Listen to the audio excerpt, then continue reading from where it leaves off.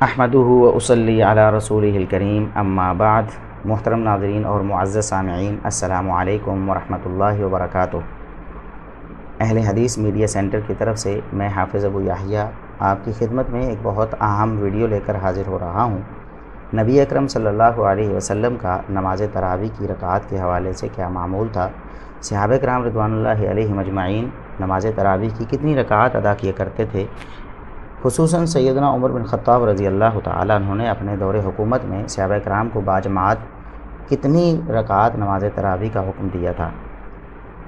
اس مختصر ویڈیو میں انشاءاللہ ایک فیصلہ کن بات آپ کے سامنے رکھی جائے گی۔ رسول اللہ صلی اللہ علیہ وسلم سے صحیح بخاری حدیث نمبر 1147، حدیث نمبر 2013 اور صحیح مسلم میں حدیث نمبر 738 11 رکعت نماز تراویح ما وتر پڑھنا ثابت ہے۔ رسول اللہ صلی اللہ علیہ وسلم سے مسند ابی اعلیٰ میں جلد 2 صفحہ 326، المعجم الصغیر لطبرانی جلد 1 صفحہ 190 حسن سند کے ساتھ آپ صلی اللہ علیہ وسلم کا رمضان المبارک میں صحابہ کرام کو 8 رکعت تراویح پڑھانا اور پھر وتر پڑھانا ثابت ہے۔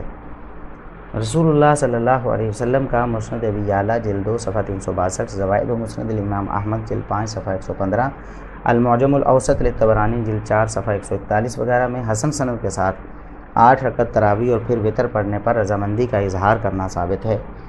سیدنا عمر فاروق رضی اللہ تعالیٰ عنہ کا اپنے عہد حکومت میں صحابہ کرام کو 11 رکعت ما وتر تراویح پڑھنے کا حکم دینا ثابت ہے۔ موطا امام مالک حدیث نمبر 138، شرح معانی الآثار للطحاوی جلد 1 صفحہ 293، السنن الکبریٰ للبیہقی جلد 2 صفحہ 496 میں صحیح سند کے ساتھ یہ بات ثابت ہے۔ سیدنا عمر بن خطاب رضی اللہ تعالیٰ عنہ کے حکم کے مطابق صحابہ کرام کا سیدنا عمر رضی اللہ تعالیٰ عنہ کے دور میں 11 رکعت نماز تراویح ما وتر پڑھنا ثابت ہے۔ مصنف ابن ابی شیبہ جلد 2 صفحہ 391 اور 92 اس کی سند صحیح ہے۔ اسی طرح عہد فاروقی میں صحابہ کرام کا 11 رکعت نماز تراویح پڑھنا پر اتفاق کرنا ثابت ہے، جیسا کہ سنن سعید بن منصور میں الحاوی للفتاوی للسیوطی جلد 1 صفحہ 349 کے حوالے سے صحیح سند کے ساتھ یہ بات ثابت ہے۔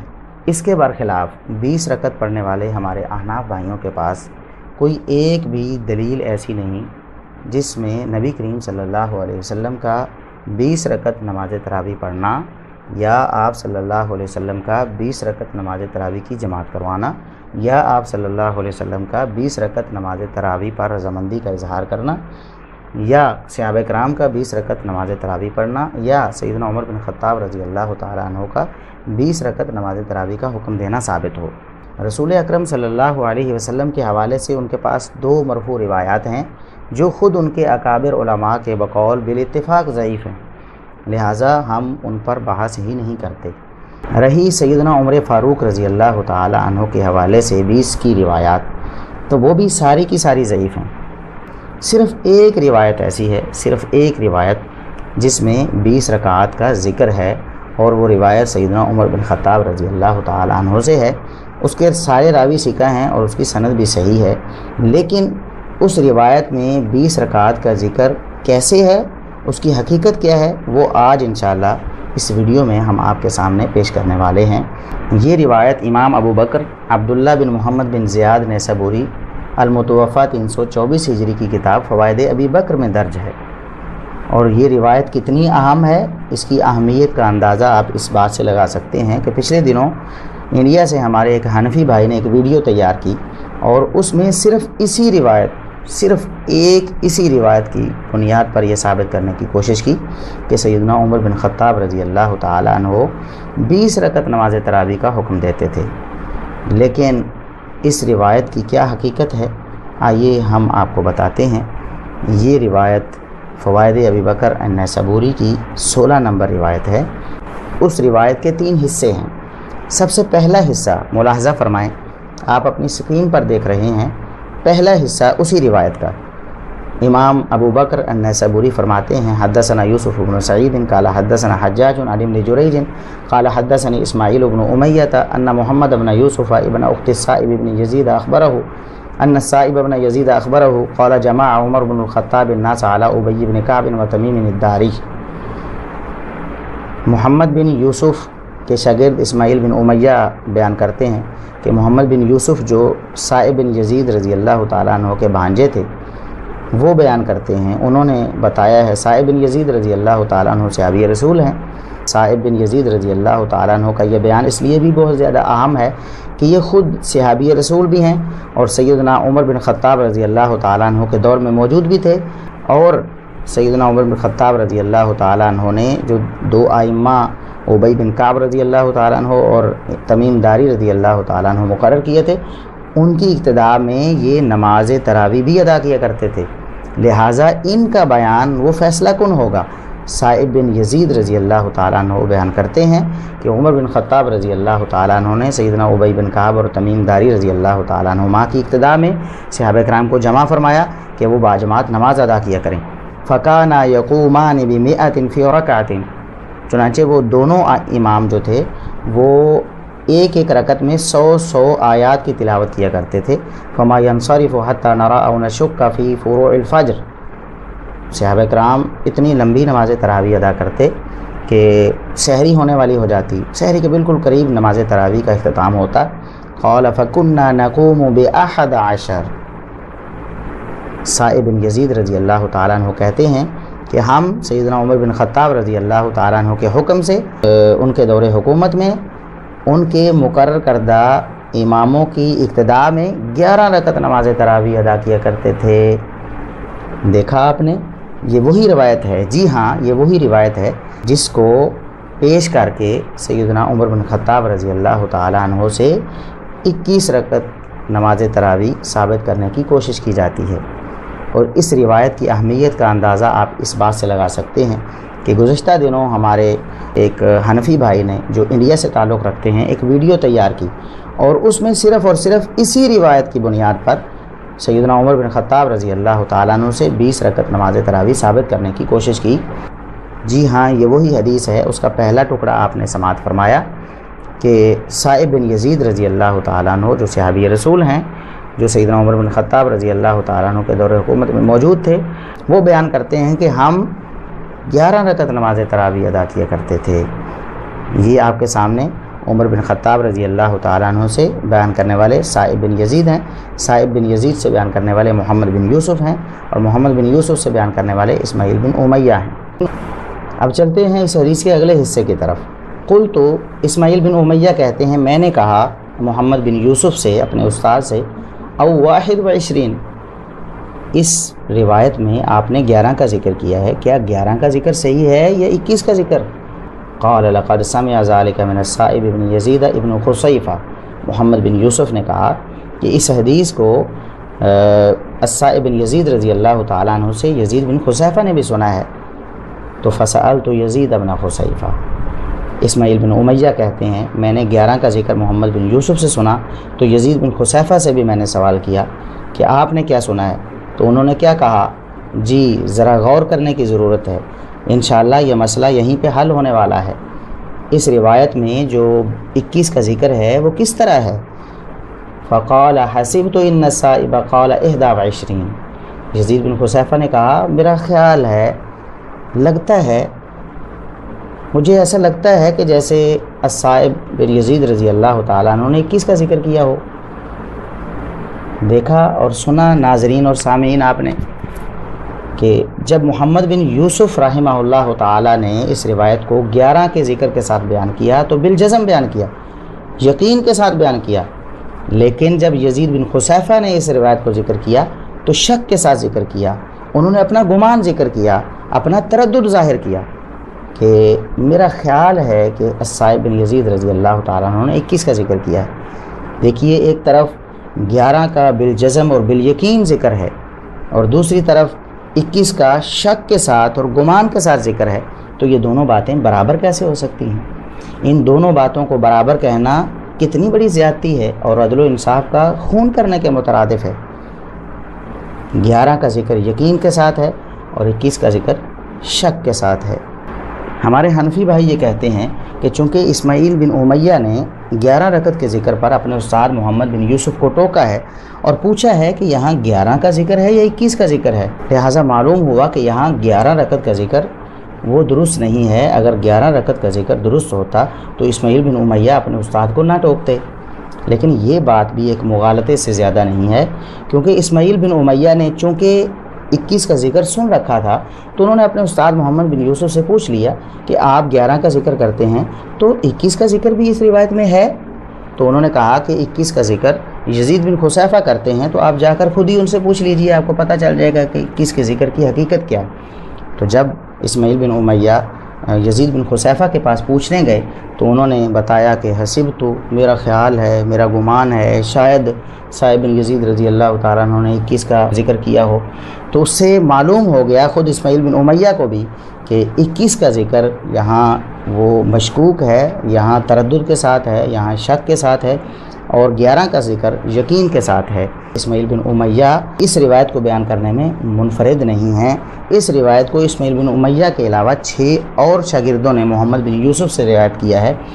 اگر یہاں 11 کا ذکر مشکوک ہوتا تو ان شاگردوں میں سے بھی کوئی ایک سوال کرتا۔ امام مالک رحمہ اللہ تعالیٰ بہت بڑے امام ہیں، موطا امام مالک میں 138 نمبر ہے۔ محمد بن یوسف سے امام مالک نے 11 رکعت کا ذکر کیا ہے، لیکن کسی شک کا اظہار نہیں کیا، کوئی استفسار نہیں کیا۔ اسامہ بن زید اللیثی فوائد ابی بکر میں روایت نمبر 17 میں محمد بن یوسف سے 11 رکعت بیان کرتے ہیں، لیکن کوئی سوال نہیں کرتے، بالکل نہیں ٹوکتے، کوئی استفسار نہیں کرتے، کسی شک کا اظہار نہیں کرتے۔ اسماعیل بن جعفر انصاری احادیث اسماعیل بن جعفر میں 440 نمبر روایت میں محمد بن یوسف سے 11 رکعت کا ذکر کرتے ہیں، لیکن بالکل نہیں ٹوکتے، کوئی استفسار نہیں کرتے، کسی شک کا اظہار نہیں کرتے۔ امام عبدالعزیز بن محمد الدراوردی نے سنن سعید بن منصور میں بحوالہ الحاوی للفتاوی للسیوطی جلد 1 صفحہ 349 اسی روایت میں محمد بن یوسف سے 11 کا ذکر کیا ہے، 11 کا ذکر سنا ہے، روایت کیا ہے، لیکن ٹوکا نہیں ہے، کسی شک کا اظہار نہیں کیا، کوئی تردد نہیں کیا۔ اور اسی سند کے بارے میں علامہ سبکی کہتے ہیں کہ یہ حد درجہ صحیح سند ہے۔ اور 5ویں شاگرد امام یحییٰ بن سعید القطان نے مصنف ابن ابی شیبہ میں 7671 نمبر روایت میں اپنے استاد محمد بن یوسف سے 11 رکعت کا ذکر کیا ہے، لیکن کوئی استفسار نہیں کیا، انہیں ٹوکا نہیں ہے اور کسی تردد کا اظہار نہیں کیا۔ 6 نمبر پر محمد بن اسحاق نے اسی فوائد ابی بکر نامی کتاب میں 19 نمبر روایت میں اپنے استاد محمد بن یوسف سے 11 رکعت کا ذکر سنا ہے، اسے روایت کیا ہے، کسی شک کا اظہار نہیں کیا، کوئی سوال نہیں کیا، کوئی استفسار نہیں کیا، انہیں ٹوکا نہیں ہے۔ اگر اسماعیل بن امیہ اکیلے کا ٹوکنا اگر شک کا اظہار کرتا ہے تو باقی 6 راویوں کا اس روایت کو بغیر ٹوکے روایت کرنا اس بات کو ثابت نہیں کرتا کہ انہوں نے محمد بن یوسف کے 11 والے قول کی توثیق کی ہے۔ معلوم ہوا کہ سیدنا الصائب بن یزید رضی اللہ تعالیٰ عنہ نے سیدنا عمر بن خطاب رضی اللہ تعالیٰ عنہ سے 11 رکعت کا ہی ذکر کیا ہے۔ ان سے ان کے شاگرد محمد بن یوسف نے یقین کے ساتھ 11 رکعت ذکر کی ہیں، اور محمد بن یوسف سے پھر ان کے 7 شاگردوں نے 11 رکعت نقل کی ہیں، جبکہ 21 رکعت کا ذکر یزید بن خصیفہ نے کیا ہے، اور وہ بھی شک اور شبہ کے ساتھ کیا ہے۔ یقین کے ساتھ 21 رکعت کا ذکر کسی روایت میں نہیں ہے۔ ایک روایت آتی ہے، صائب بن یزید سے حارث بن عبد الرحمن بیان کرتے ہیں کہ انہوں نے 21 رکعت کا ذکر کیا، لیکن وہ جھوٹی سند ہے، اس کی سند میں ابراہیم بن محمد علیہ السلامی جھوٹا راوی ہے، لہٰذا الصائب بن یزید رضی اللہ تعالیٰ عنہ سے صرف اور صرف 11 رکعت کا ذکر ثابت ہے۔ 21 رکعت کا ذکر شک کے ساتھ یزید بن خصیفہ نے کیا، اور وہ شک آپ لوگوں کے سامنے ہے، کہاں یقین اور کہاں شک۔ آپ یقین کو لیں گے یا آپ شک کو اختیار کریں گے؟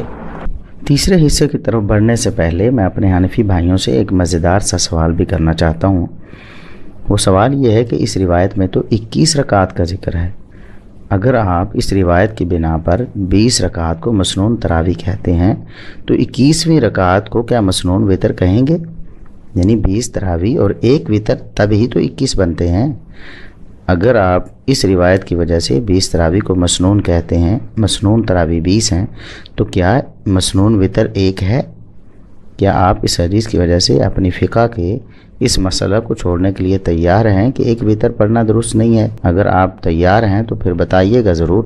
اگر آپ اس حدیث کی وجہ سے ایک رکعت وتر کو مسنون وتر نہیں کہہ سکتے تو پھر اس حدیث کی وجہ سے 20 رکعت تراویح کو مسنون تراویح کیوں کہتے ہیں؟ اب آتے ہیں اس حدیث کے آخری ٹکڑے کی طرف، آخری حصہ جس میں قال محمد وقلت ل21۔ اب محمد بن یوسف کہتے ہیں جب اسماعیل بن امیہ نے یزید بن خصیفہ سے یہ بات سنی کہ میرا خیال ہے، میرا گمان ہے کہ شاید الصائب بن یزید رضی اللہ تعالیٰ عنہ نے 21 کا ذکر کیا تھا، تو محمد بن یوسف سوال کرتے ہیں کہ قلت ل21، کیا میں نے 21 کہا تھا کوئی؟ یہ استفہام انکاری ہے، یعنی میں نے تو 21 کا ذکر کیا ہی نہیں ہے، یزید بن خصیفہ نے کیا ہے، اور اس کی حقیقت تم جان چکے ہو کہ وہ شک کے ساتھ کیا ہے۔ تو قلت ل21، کیا میں نے تمہیں 21 کا ذکر کیا؟ اب اس عبارت کو ہمارے حنفی بھائی نے اس طرح پڑھا کہ او قلت ل21، اور او کو بل کے معنی میں بنایا اور ترجمہ یہ کیا کہ بلکہ میں بھی کہتا ہوں کہ 21، اور یہ ثابت کر دیا اپنی طرف سے کہ محمد بن یوسف نے اپنے بیان سے رجوع کر لیا تھا، انہوں نے بھی 11 سے رجوع کر کے 21 کو اپنا لیا تھا۔ 100% غلط ہے کہ محمد بن یوسف نے اپنے بیان 11 رکعت سے رجوع کر لیا تھا۔ انہوں نے کیوں رجوع کرنا تھا بھائی؟ ایک شخص بالکل یقین سے بیان کر رہا ہے اور ایک شخص اپنا گمان ظاہر کر رہا ہے، شک کے ساتھ بیان کر رہا ہے، تو کیا کوئی بھی عقل مند شخص اپنے یقینی بیان کو کسی کے مشکوک بیان کی وجہ سے رد کرے گا؟ اگر محمد بن یوسف نے رجوع کیا ہوتا تو ان کے جو 7 شاگرد ہیں ان میں سے کوئی ایک تو کہتا کہ ہمارے استاد محمد بن یوسف نے اپنے بیان سے رجوع کر لیا تھا۔ نہ اسماعیل بن امیہ نے کہا کہ میرے استاد محمد بن یوسف نے اپنے بیان سے رجوع کر لیا تھا، نہ مالک بن انس نے اپنی موطا امام مالک میں یہ روایت پیش کرتے ہوئے یہ بات بیان کی کہ میرے استاد محمد بن یوسف نے 11 رکعت بیان کرنے سے رجوع کر لیا تھا، نہ امام یحییٰ بن سعید القطان نے یہ کہا، نہ اسماعیل بن جعفر نے کہا، نہ اسامہ بن زید اللیثی نے کہا، نہ محمد بن اسحاق بن یسار نے کہا، نہ امام عبدالعزیز بن محمد الدراوردی نے کہا۔ کمال ہے کہ اگر استاذ نے اپنے بیان 11 رکعت سے رجوع کر لیا تھا تو پھر شاگرد اپنے استاذ کی وفات کے بعد بھی ساری زندگی 11 رکعت ہی ان سے بیان کرتے رہے۔ اس کا مطلب یہ ہے کہ محمد بن یوسف نے اپنے بیان سے بالکل بھی رجوع نہیں کیا، یہ صرف مغالطہ بازی ہے۔ وقلت ل21، یہ استفہام انکاری ہے جیسا کہ میں عرض کر چکا ہوں۔ تو سامعین اور ناظرین، یہ ہے اس روایت کی حقیقت جس روایت سے 21 رکعت نماز تراویح ثابت کرنے کی کوشش کی گئی۔ ایک تو اس میں شک کا اظہار ہے، جو راوی 21 بیان کرنے والا ہے یزید بن خصیفہ، وہ کہتا ہے میرا خیال ہے، مجھے گمان ہے، مجھے لگتا ہے کہ صائب بن یزید رضی اللہ تعالیٰ عنہ نے 21 کا ذکر کیا ہے۔